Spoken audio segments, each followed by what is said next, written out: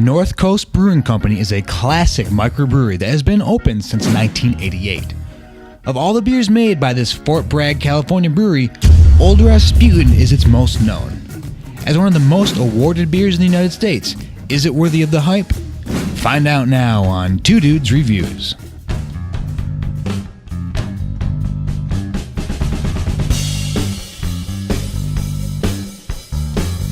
What up, guys? Yeah, today we have the classic North Coast Brewing Company Old Rasputin.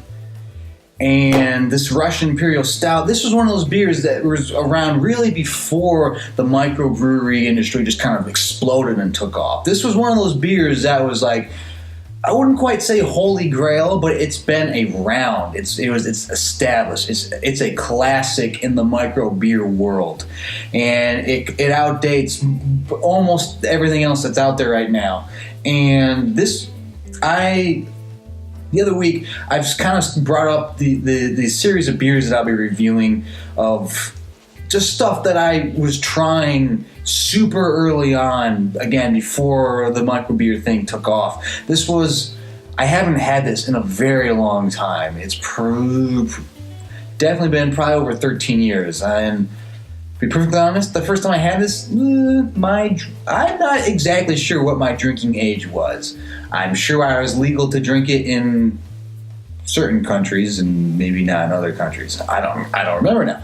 But it was just one of those, like, again, like holy grails. You did not have a lot of Imperial Stouts floating around. It was just like, and back in the day when like Beer Advocate was brand new, this is one of those beers that was always like right at the top. I mean, you'd look and there'd be like a Dark Lord Imperial Stout out of Three Floyds, and this would be like top 5. Everything was heavy Imperial beers at that time for Beer Advocate. Now it's all IPAs and stuff. So I am interested to see how the beer industry continues to evolve. We've been on this IPA fix for a while. I'm kind of curious to see what happens next.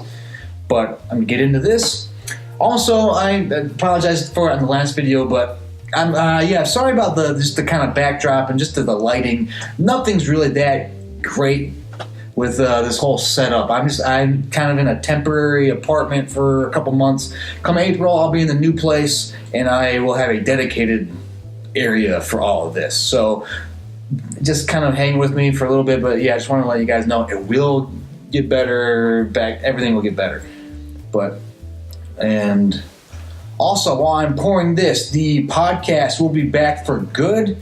If you've watched, listened, subscribed before, I always had a podcast, and it would kind of stay around for a couple months and then disappear, and it was just super expensive to kind of run it, and you know, I'd be paying like $30 a month for different things, and it got too pricey to kind of maintain it. But I found a free service that lets me do it, and so I'll have links. You'll be able to, in the next couple of days, you'll be able to find it on every platform. So if you want to check it out, I'll be throwing up the old classics, and there's some good stuff. You know, besides talking about beer, we talk about like the secret sex lives of superheroes and all sorts of. I mean, we get into a lot of pop culture stuff, but check it out if you want to. But anyways, all right. So this is the glass I had clean for this. Probably not exactly the right glass, but I mean, if that don't look pretty, I don't know what does. But yeah, just great. But anyways, I'll get into the review right now, and I'll start off with the smell. This is one of those beers you can really smell through the head. Sometimes you get a thick head and you can't smell a damn thing. This one, you can smell all that. I mean, that roasted coffee is right there on the front. You know, it smells like a heavier, dark roast. You got a little bit of barley in there. Maybe a little bit of a hint of dark chocolate. But yeah, it smells like it's going to be heavy and kind of bitter and something that's going to probably weigh down on your stomach a little bit, but it smells great. It's very complex. It's it's that Imperial Stout, so it's got a little extra oomph to it, but I just love. Old Rasputin, that guy would not die. Like this head, it won't die. But it smells just like you would want from an Imperial Stout when you want that extra, heavier, flavoring to it. There might be maybe a subtle hint of a black licorice. I'm going to be honest, I'm not a huge fan of black licorice. Whenever there's always that one person in your group of friends that digs black licorice, and you kind of there's red, right? Like there are better kinds. But anyways, I think it smells great. I'm going to recommend it on taste. All right, let's get it. On smell, let's get into the taste.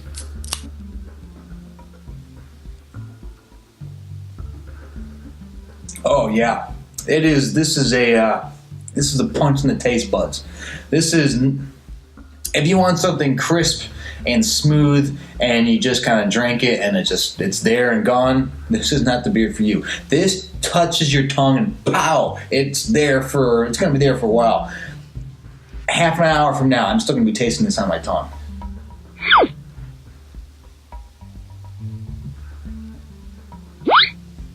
It is, it's strong. It is a bit almost like you just kind of started to chew on your roasted coffee grains. It is very pronounced. It is, very roasted. Got some, malted barley, kind of whatever in there. But yeah, it's mostly the heavier coffee. You have a little bit of that dark chocolate. The bitterness is more like from that dark chocolate note that comes in at the end.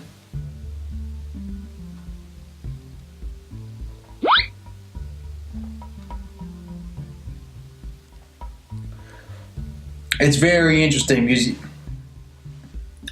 there's not like crazy notes coming from all over the place. They're all very compact. You have, flavors that normally go together. That you have that roast, and then it kind of comes outward, and you have a little bit of that dark chocolate. Then you have a little bit of that bitterness that might come from a dark chocolate and a licorice kind of thing. But everything kind of makes sense for why it's there. You don't have like all of a sudden a random I'm getting like honeydew. Then what? It's all in there for a reason, and it is definitely heavy. This is a winter beer through and through. This is one of those beers where it's like -5 degrees out, and you want something heavier that just kind of warms you all up. And as I'm recording this, I think it just snowed like 2 feet back in Michigan. So of course it's 70 degrees here, but what are you gonna do? But yeah, so this is a beer that I think, it's one of those things that you're either going to absolutely love or you're going to absolutely hate it, because this is not the kind of style of beer. I know plenty of people that hate that robust Imperial anything, but just that robust in your face taste. This is the kind of beer that you want if you are a coffee drinker that doesn't take sugar or cream in it, or if you're just the kind of person that you want your cocktails without all the frou-frou stuff. You just want the straight whiskey, or you just want your martini extra dirty, classic. That's what this is. This is for the people that you don't want a pussyfoot around. You just want that. That's what this beer is all about. So, it's definitely not a beer I'll be able to drink every day. It's heavy. But when I want that robust Imperial Stout to just kind of just get one and just sip on it, yeah, I go for this. This is one of those you drink one and you're like, all right, I'm good for the night. But I'll recommend it on taste because, for me, I like that kind of thing. So I recommend it for that. All right, next category is value for price. And you'd think I'd remember how much I paid for these things. It's not super cheap. trying to think. Maybe I paid $4 for the single. I mean, it is 9% alcohol, so you're basically getting 2 beers in one, if you want to look at it that way.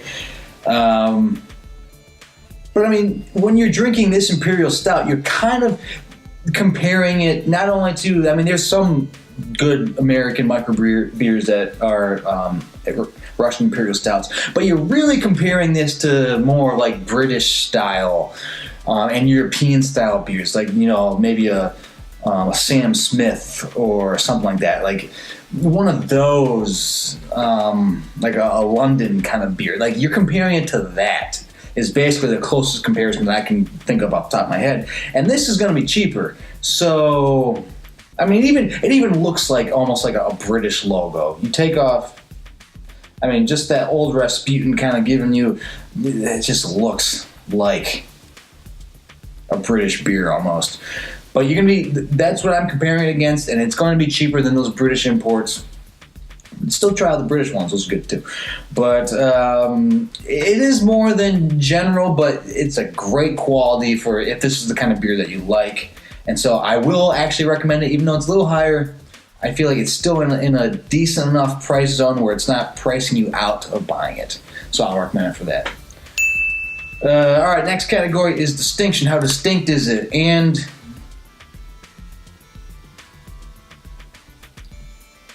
honestly, there's nothing really that's all that different about it. It's just done well. It's like a really nice steak. You don't have to get super crazy with your steak. You don't have to bring in ingredients from all over the place to make your steak great. You just need to know how to handle it. You need to know how to handle the meat. You got to start with a great product. There is the greatest steakhouse I've ever been to was outside of El Paso, Texas. I believe it's called Cattleman's, and it's a ranch. And so pretty much the steak you're eating was a living, breathing animal the day before. And it is, I mean, I don't think there's anything fancy with it. Pretty much the smallest steak you can get is like a 16-ounce thing, and the sides, I mean, you could cover this entire table. It was, I mean, incredible. I mean, the steak's like that thick, and it's still cut just like, woo. I still remember I was eating there, and there was like a family next to me. There's like a dad, wife, son. It looked like maybe, you know, kind of a dad trying to take the new something out, you know, the stepmom, whatever, and the son was just eating, you know, sitting there looking at steak, and son looks up to the servers like, do you have any steak sauce? The look on the dad's face, one of the greatest looks I've ever seen. It's like the dad wanted to just absolutely lose it. Like, this is the greatest steak you've ever had in your life, and you're asking for ketchup. But kind of going off on there, but yeah, that's kind of what this is. You don't need crazy ingredients for it to be good. You just need to start off with it with good product, and then just not screw it up. Not try to, you know, get all, you know, our meat sucks, so we're just gonna throw. It's kind of like that. If you guys watch Seinfeld, that episode where Frank Costanza was flashbacking to when he was a chef in the military, and they found like that rancid meat, and they show him just like pouring seasonings on it. Yeah, this is not the Frank Costanza beer. This is a top-notch quality beer. So, in terms of distinction, it's not all that distinct. It's just done well. So, I think I'm gonna give it a half. Because you can still have it done well and get a little more distinct. I don't know if I could pick this out of necessarily a lineup of other good Imperial Stouts, because I feel bad giving it a half because it is so good. But I'm just going to give it a half because there's nothing that, I don't know. I think I made my point kind of. I don't know if I made it clear or not, but I'm going to give it a half for this. Next category is drinkability, and this is. Imperial Stouts are not beers you're going to be pounding.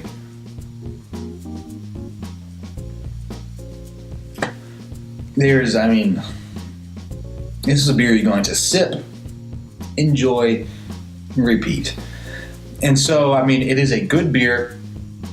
It's not going to keep you from drinking it, but after one, you're either going to be going to bed or you're gonna switch it up. It's just not a beer that you're gonna be drinking a whole 6-pack at once. So I'd give it a half again because it's good beer to drink. You're just not gonna smash through it. All right, last category is would I buy it again? And yeah, I would. I mean, even though it's probably been at least a decade since I had this last. It's not the last time I'm going to have, one of these if I'm with somebody and, they're like, let's get some really great, like heartier beers. This is that. I don't know if it's blasphemy to say it, but I feel like you could cook some really kick-ass stuff with this beer too. Like if you were doing, what's the thing that you make for St. Patrick's Day? The corned beef. I feel like you add this to the corned beef. Ooh, that could, add a bottle of this to your corned beef while you let it simmer in the slow cooker. While you're at work slaving away. I think this could be a little, decent, whatever. Or add a little bit of a heavier, heartier chili. Maybe. So I think this could be actually decent if you want to spend, $4 or $5 for a single to do that. But I'll buy it again at some point. So that is my review of Old Rasputin from North Coast Brewing Company. What do you guys think of this beer? Have you had it before? And also, when did you first have it? Because this has been around for a while. It is a micro beer classic. So what do you guys think?